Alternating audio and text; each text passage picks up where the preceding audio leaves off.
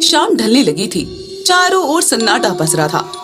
इस सन्नाटे में एक जीप धूल उड़ाती हुई उबड़ खाबड़ रास्ते पर आगे बढ़ रही थी। उस जीप में बैठी थी अनामिका, जो पेशे से एक पत्रकार थी। वो अपने कैमरे, रिकॉर्डर, नोटबुक और अपने असिस्टेंट मानव के साथ इस छोटे से गांव भैरवपुर आ रही थी। अनामिका खिड़की के बाहर के नजारों को गौर से देख रही थी, मानो वो एक एक चीज को बारीकी से समझने की कोशिश कर रही हो।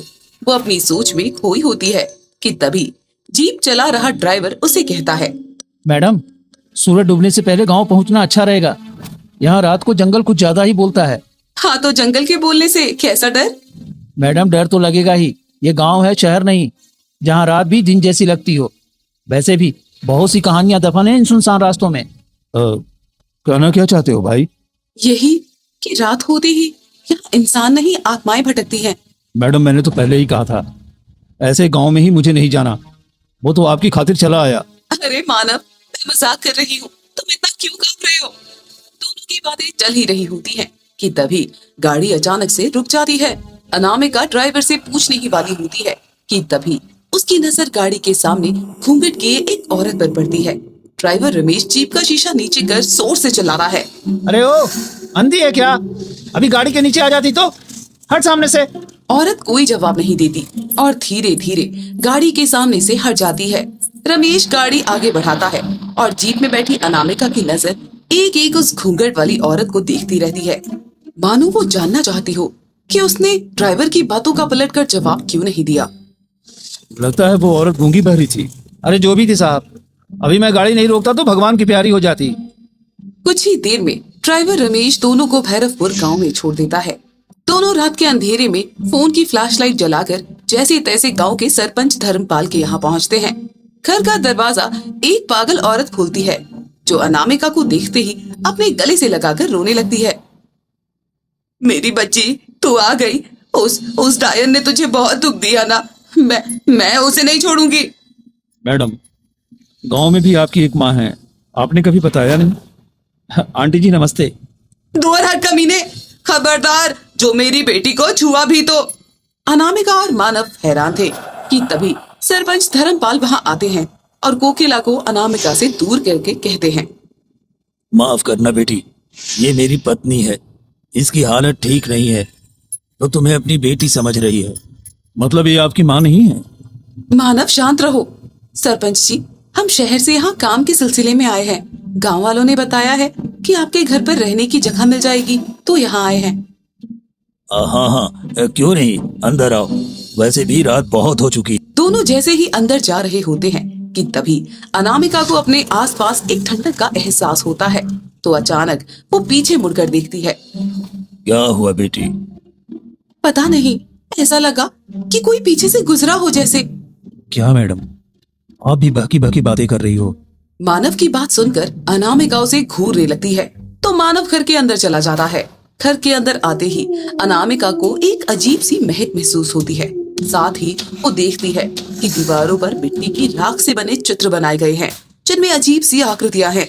सिर कटे लोग, जलती हुई औरतें और बीच में एक बड़ा सा लाल गोला, जो अनामिका की समझ से परे होता है।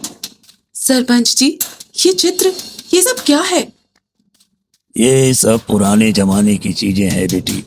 हमारे पूर्वजों की मान्यताओं के चलते गांव में हर घर की दीवारों पर कुछ न कुछ ऐसा बना हुआ मिलेगा।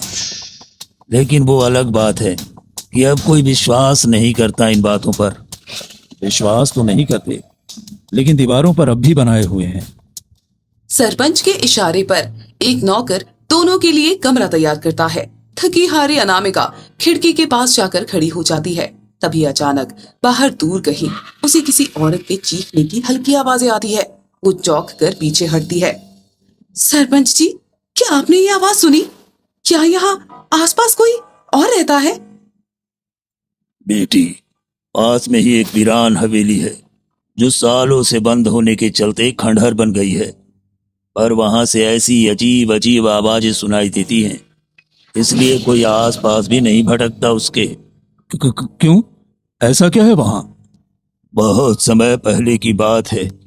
वहां एक औरत रहती थी, नाम था रूपा। माना जाता है कि वो डायन थी। क्योंकि वो बहुत खूबसूरत थी। पूरे गांव में उसकी जितनी सुंदर कोई भी नहीं थी। लोग उसकी सुंदरता देखकर उसे अप्सरा कहते थे। गांव के मर्द उसे देखते ही उसकी तरफ खींचे चले जाते थे, मानो गुड़ के पीछे मक्खी, और फिर कभी लौटते नहीं थे। और औरतें? गांव की औरतें उसे श्राप समझती थीं, क्योंकि उनके पति उसके चक्कर में अपने परिवार तक को भूल जाते थे। सभी औरतों ने तंग आकर एक रात उस हवेली को जला दिया। तब से ऐसी चीखने चिल्लाने की आवाजें आती रहती हैं, और गांव में इसी के चलते कई हादसे भी हुए हैं। सरपंच बोल ही रहा होता है कि तभी एक बंद खिड़की जोर से खुलती है और कमरे का दिया बुझ जाता है। अनामिका और मानव चुप हो जाते हैं। अगली सुबह होते ही अनामिका मानव के साथ कैमरा और रिकॉर्डर लेकर गांव के लोगों से बात करने निकल जाते हैं। दोनों बातें करते हुए आगे बढ़ते हैं और गांव की एक बुजुर्ग महिला से बात करते हैं।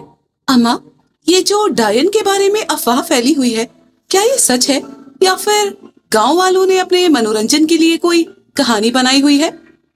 बेटी, जिसे तुम मनोरंजन समझ रही हो, वो इस गांव का डरावना सच है।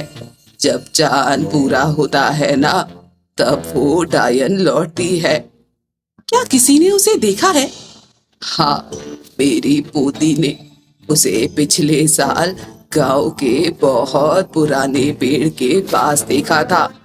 वो घूंघट में थी और हंसते हुए गा रही थी, रूपा लौट आई, रूपा लौट आई।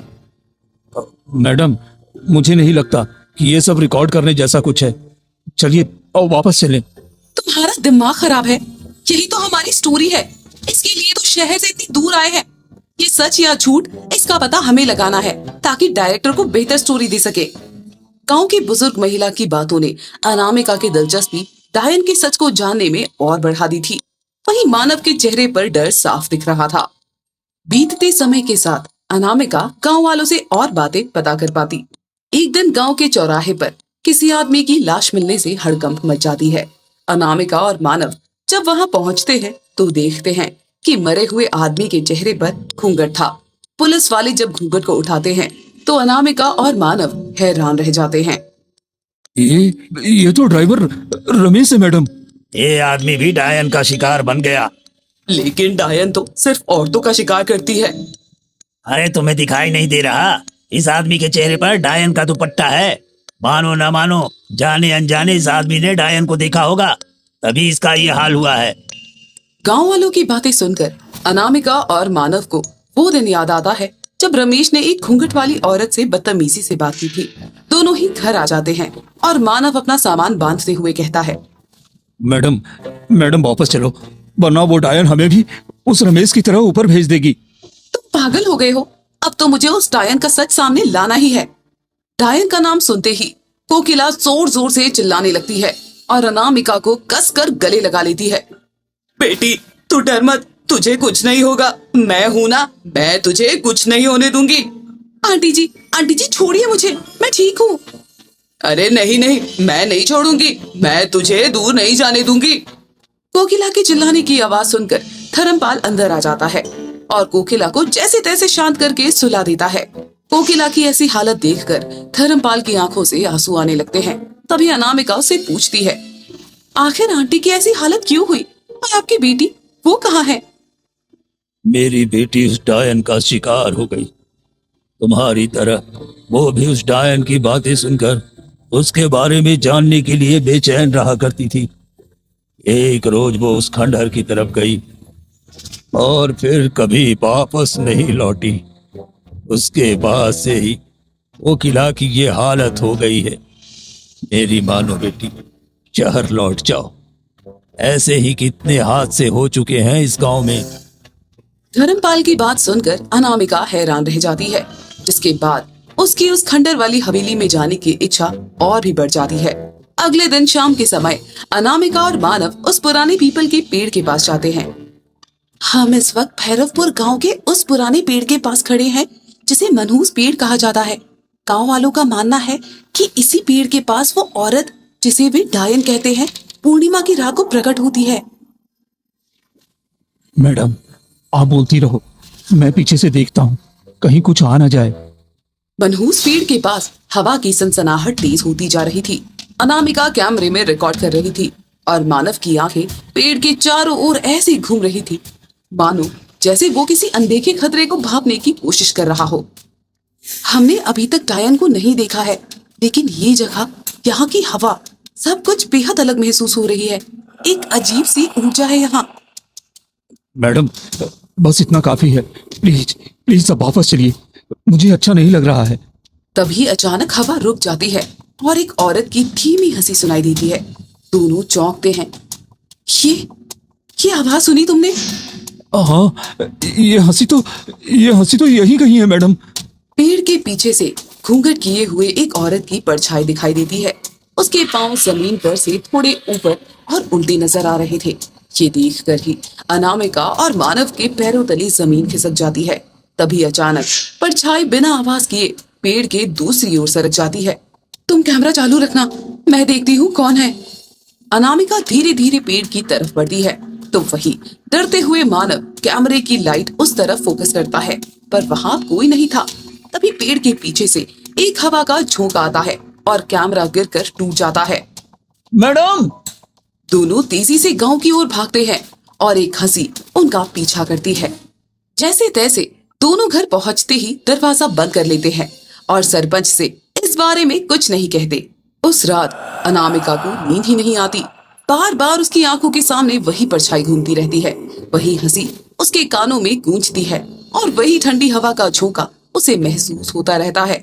सुबह होते ही अनामिका गांव के बूढ़े तांत्रिक भैरवनाथ के पास पहुंचती है। वो गांव से थोड़ी दूर एक टूटी झोपड़ी में रहकर अपनी साधना में लीन रहता है। भैरवनाथ बाबा, क्या आप डायन रूपा के बारे में कुछ जानते हैं? रूपा, उसकी आत्मा चैन से नहीं सोई, उसे जिंदा जलाया गया था। वो अपने आखिरी शिकार को लिए बिना नहीं मानेगी। आखिरी शिकार? हाँ, तुम हो उसका आखिरी शिकार। मैं? लेकिन क्यों? मैंने तो उसका कुछ भी नहीं बिगाड़ा। तुम भूल रही हो कि एक लड़की होने के साथ साथ तुम इस गांव में अभी सबसे सुंदर हो। जब रूपा अपनी सुंदरता के साथ जिंदा नहीं रह पाई तो वो तुम्हें भी नहीं रहने देगी। ऐसे ही उसने गांव की न जाने कितनी लड़कियों का शिकार किया है। अपनी जान बचानी है तो यहाँ से लौट जाओ। तांत्रिक की बात सुनकर अनामिका पूरी तरह कांपने लगती है और ये बात मानव को जाकर बताती है। मैडम, मैं अभी कह रहा हूँ, काम के चलते अपनी जान जोखिम में मत डालिए। आपने देखा नहीं, उस डायन ने ड्राइवर रमेश को भी मार डाला और फिर गांव की सभी सुंदर लड़कियां, जिसमें सरपंच जी की बेटी भी शामिल थी, उसे अपना शिकार बनाया। तुम सही कह रहे हो। अब मुझे नहीं रुकना इस गांव में। हम आज शाम को ही यहाँ से निकल जाएंगे। हाँ, तांत्रिक की बातों ने अनामिका के मन में खौफ पैदा कर दिया था, इसलिए वो शाम होते ही बिना सरपंच को बताए मानव के साथ शहर की ओर निकल जाती है। लेकिन कहते हैं ना, सूझा हुआ कभी नहीं होता। अचानक ही रास्ते में तेज आंधी चलने लगती है। ये अचानक आंधी क्यों चलने लगी? मैडम, जल्दी जल्दी कदम बढ़ाइए, हमें यहाँ से कैसे भी करके निकलना होगा। तेज हवा की सनसनाहट अब कानों को चीरने लगी थी। शाम की रोशनी अचानक ही अंधेरे में तब्दील हो जाती है और अंधेरा इतना घना हो गया था कि सामने का रास्ता भी ठीक से नहीं दिख रहा था। अनामिका और मानव दोनों तेजी से कदम बढ़ा रहे थे, लेकिन तभी एक जोर की चीख हवा में गूंजती है। ये तो वही आवाज है। नहीं मैडम, अब ये हमारे पीछे आ गई है। एक बार फिर वो हंसी सुनकर दोनों कांपते हुए आगे बढ़ने की कोशिश करते हैं। मानव, भागो यहाँ से। दोनों अंधेरे में दौड़ने लगते हैं। अचानक रास्ते के बीचों बीच वो दिखाई देती है। घूंघट में एक औरत, जिसके पांव जमीन से ऊपर है और उल्टे मुड़े हुए हैं। हवा में उसके बाल उड़ रहे हैं और आंखें जैसे आग की तरह चमक रही है। तभी रूपा के होंठ हिलते हैं और बिना जुबान के आवाज निकलती है। अब तू नहीं बचेगी, कहाँ जाएगी भागकर? अनामिका और मानव के डर के मारे पसीने छूट रहे थे। दोनों एक दूसरे का हाथ पकड़ लेते हैं। लेकिन तभी अचानक मानव हवा में उड़कर एक पेड़ से टकरा जाता है। अनामिका दौड़कर उसके पास जाने लगती है। तभी डायन अपनी चोटी से उसे खींच लेती है। सुंदर, आह, ये सुंदरता की महक कितने दिनों बाद मिल रही है। छोड़ दो मुझे, मैंने तुम्हारा क्या बिगाड़ा है? तुझे छोड़ दिया तो मैं अपने आखिरी शिकार से चूक जाऊंगी। उसी समय घायल मानव को होश आता है और वो भागते हुए तांत्रिक भैरवनाथ के पास पहुंचता है। तो इधर डायन रूपा अनामिका की सुंदरता को खाने के लिए जैसे ही अपना मुंह खोलती है, तभी वहां सभी गांव वाले इकट्ठा होकर आ जाते हैं और डायन की तरफ जली हुई मशाले फेंकने लगते हैं, जिससे अचानक अनामिका डायन की चोटी से छूटकर बेहोश होकर गिर पड़ती है। तुम सब ने मुझे जलाया था, अब इस लड़की को बचाने के चक्कर में तुम सब जलोगे। डायन रूपा का भयानक रूप किसी की भी सांसें थमा देने वाला था, लेकिन इस बार गांव वाले डरे नहीं। घायल मानव भी भैरवनाथ तांत्रिक के साथ वहां पहुंच चुका था। तांत्रिक के हाथों में त्रिशूल और राख के भरे कटोरे थे। रूपा, तेरी आत्मा को जिसने चैन नहीं लेने दिया, वो तेरा गुस्सा है, तेरा अपमान है। लेकिन अब ये गांव तेरे डर के साए में नहीं जिएगा। आज तेरा अंत होगा। डायन हूं मैं, डायन। तुम इंसान मुझे कभी खत्म नहीं कर सकते। रूपा गुस्से से चीखती है और उसकी चीखें और ज्यादा डरावनी होती जाती है। वो हवा में चक्कर काटती है और गांव के एक एक आदमी को घूरती है। तभी भैरवनाथ उसके ऊपर राख फेंकता है और मंत्र पढ़ने लगता है। भस्मं भूत्वा विषदोषं हर, भस्मं भूत्वा विषदोषं हर। राख पड़ते ही रूपा की चमकती हुई त्वचा पर दरारें पड़ने लगती है। अनामिका अब जमीन पर बेसुध होकर गिर गई थी, लेकिन जैसे ही रूपा की शक्ति कम होती है, उसकी आंखें खुलती हैं। ये क्या हो रहा है? मैडम आप ठीक है ना? अब ये काम अधूरा नहीं रहेगा। ये रात इस डायन की आखिरी रात होनी चाहिए।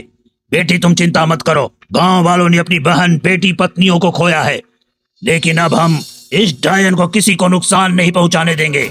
गांव के सभी लोग बिना डरे साहस के साथ मिलकर डायन रूपा से लड़ने और उसे खत्म करने की कोशिश करते हैं।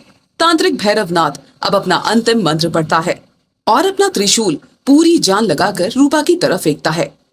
जा विषप्त आत्मा, जिस अग्नि में तू जली थी, उसी अग्नि में तेरा अंतिम संस्कार है। त्रिशूल डायन रूपा के सीने में जैसे ही लगता है, वो जोर से चिल्लाती है। उसका शरीर टुकड़ों में टूटने लगता है। अचानक हवा रुक जाती है। रात की घोर चुप्पी एकाएक शांत हो जाती है। सभी गांव वाले ये दृश्य देखकर कांपने लगते हैं और डायन का शरीर राख बनकर उड़ने लगता है और फिर वो राख हवा में मिलकर हमेशा के लिए गायब हो जाती है। अगली सुबह अनामिका और मानव सभी गांव वालों से विदा लेते हैं। आप सभी गांव वालों का बहुत बहुत धन्यवाद। अगर आप लोग नहीं होते तो शायद आज मैं जिंदा नहीं होती। नहीं बेटी, धन्यवाद तो हमें तेरा करना चाहिए। अगर तू इस गांव में नहीं आती, हमसे पूछताछ नहीं करती, तो शायद हमें भी कभी महसूस नहीं होता कि उसे डायन के डर के कारण हमने कितनी जानें गंवाई है। हाँ बेटी, तेरे कारण इस गांव को उस बुरी डायन से मुक्ति मिली है। अब गांव के लोग बिना किसी डर के अपना जीवन जी सकेंगे और अपनों को खोने के डर से निश्चिंत रहेंगे। अनामिका सभी गांव वालों का उसके लिए प्यार और सम्मान देखकर भावुक हो जाती है। कुछ ही देर में एक गाड़ी आती है जिसमें दोनों बैठकर शहर की ओर निकल पड़ते हैं। रास्ते में जाते हुए अनामिका के दिमाग में पिछले दिनों घटी सारी घटनाओं के बारे में बहुत कुछ चल रहा था।